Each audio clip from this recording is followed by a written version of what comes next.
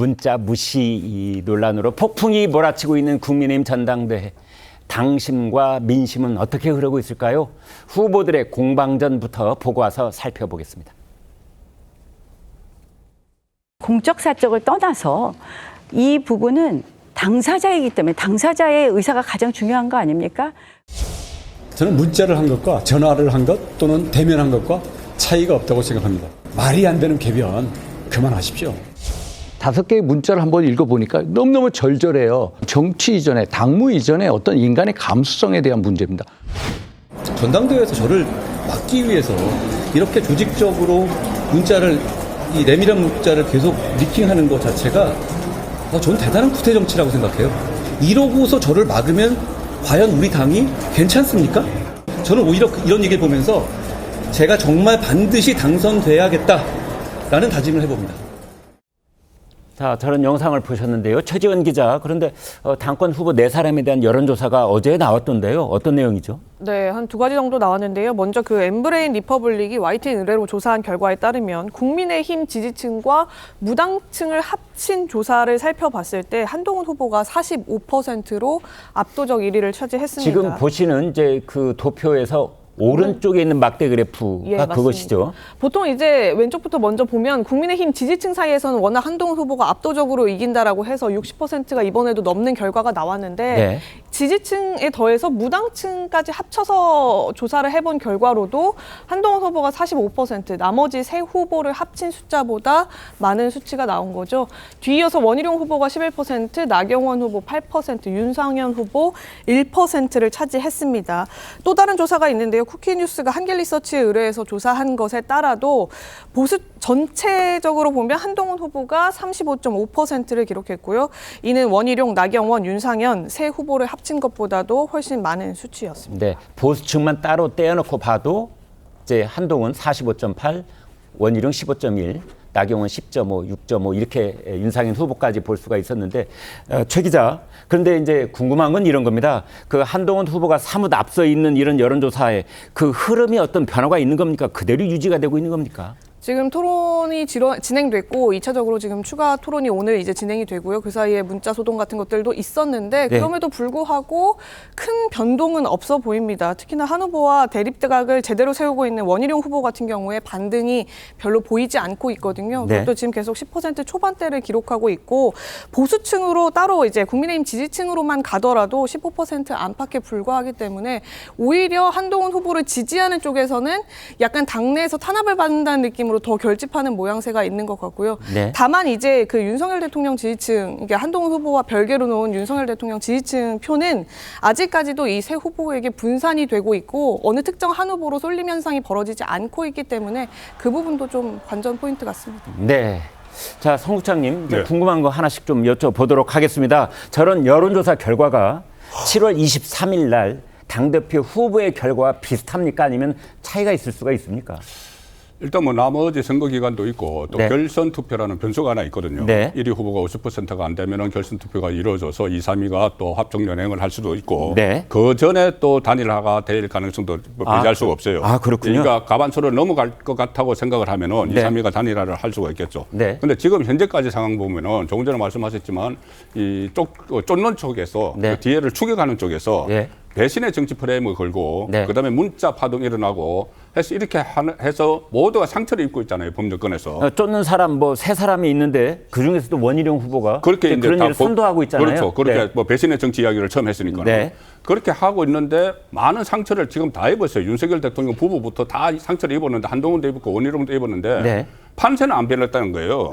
그럼 이것은 완전 소모전을 지금 국민의힘이 벌이고 있다는 이야기밖에 안 되고 네. 물론 지금 여론 중에서 잡히지 않는 게 있습니다. 뭐냐면 20%는 일반 국민 여론조사라고 하지만은 그거는 사실상 역선택 방지를 위해서 민주당 지지층은 빼거든요. 네. 조사하면서. 그래서 국민의힘과 중도층만 하기 때문에 조금 전에 이 조사 나온 거는 그대로 갈 가능성이 있지만 네. 책임당원 80%는 책임당원을 대상으로 조사한 게 아니고 네. 당원 명부가 없으니까 일반 국민 중에서 국민의힘 지지층을 대상으로 하는 거거든요. 아, 그렇군요. 그러면은 책임당원 표심과 약간 다를 수가 있어요. 왜냐하면은 네. 책임당원은 아무래도 정치에 상당히 관심이 많고 네. 그리고 또 이 윤석열 대통령의 성공과 안정을 누구보다도 좀 바라는 쪽이 많아요. 그러니까 책임 당원들의 당심은 네. 저기서 윤심의 향배에 따라서 영향을 많이 받는다. 많이 받을 수가 있어요. 네. 왜냐하면 그 윤석열 대통령을 정부를 탄생시키는데 네. 그때 그 30만 정도 되는데 그때 상당히 많이 들어왔거든요. 한 50만 정도가. 예. 그렇기 때문에 그 책임 당원의 표심이 좀 다를 수가 있죠. 더구나 네. 책임 당원들이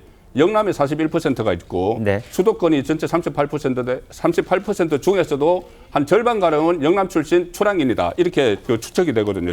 그 확실한 그 통계는 없지만은. 자, 그러면 송 국장님, 네. 그 책임 당원들의 표심이 이제 7월 23일 드러나면은 지금 여론조사에서 본 저 1, 2위의 격차가 벌어진다는 뜻입니까? 좁혀진다는 뜻입니까? 아, 저는 이제 그 좀 좁혀질 수가 있다는 이야기죠. 좁혀질 왜 수가 그러냐면은 있다. 윤석열 네. 대통령의 성공을 바라는 쪽이 많은데 네. 지금 원희룡 캠프나 이쪽에서는 이 한동훈 후보가 만약에 되면은 대립각을 세울 거라는 이야기를 하잖아요. 당대표가 되면은 네. 이제 그런 것이 먹혀들고 그게 설득력이 있으면은 좁혀질 수가 있다는 이야기죠. 네.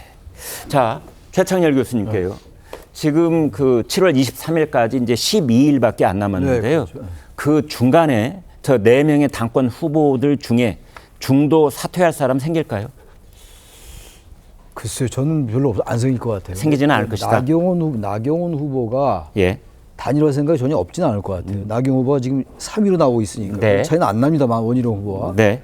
지금 나경원 후보가 얘기하는 걸 이렇게 언뜻 보니까 단일화 안 하겠다는 얘기보다는 네. 원희룡 후보가 단일화 안 하지 않겠어요? 이런 식의 얘기를 하는 걸 제가 봤어요. 제가. 그러니까 원희룡, 나경원 두 사람의 얘기가 옛날부터 있었어요. 있었는데 나원 뭐 연대다 이래서. 단일화가 된다면 원희룡, 나경원 두 분이 단일화가 될 겁니다 아마. 아, 그런 식으로요. 그렇게 될 거고 윤상현 후보가 단일화에 끼지는 않을 것 같아요. 지금 네. 윤상현 후보가 어차피 좀 지지율이 좀 떨어지니까 네. 나경원, 원희룡 두 분의 단일화 가능성은 남아 있긴 한데 그 가능성이 좀 적을 것 같아요. 왜냐하면 지금 말씀처럼 어쨌든 결선 투표가 있기 때문에 네. 1차에서 결선 이 50%를 한동훈 후보가 넘어 게임은 끝나는 겁니다만 네. 어쨌든 지금 아직도 13일이나 11일이나 남았잖아요. 시간이 적게 남은 건 아니거든요. 네. 그럼 두 후보의 입장에서 볼 때 지금 이제 송권 이 국장이 잘 설명한 것처럼 지금 윤심, 당심, 민심 이런 복잡한 구도가 있다고요. 그럼 네. 이 두 후보가 굳이 단일화할 필요 없지 않을까 생각할 수 있어요. 특히 나경원 후보 같은 경우가 지금 당권에 여러 번 도전하고 있는 거잖아요. 네. 또 단일화를 하게 되면은 자신의 정책 이미지에 타격이 클 거라고 생각할 겁니다. 네. 그래서 단일화 쪽은 안 갈 것 같고 단지 영남이 40%고 수도권도 40%지만 수도권의 거의 상당 부분이 영남이다. 그리고 이분이 윤심을 지지한다. 그래서 이게 당심이다. 따라서 변수가 있다라고 말은 동의합니다만 네.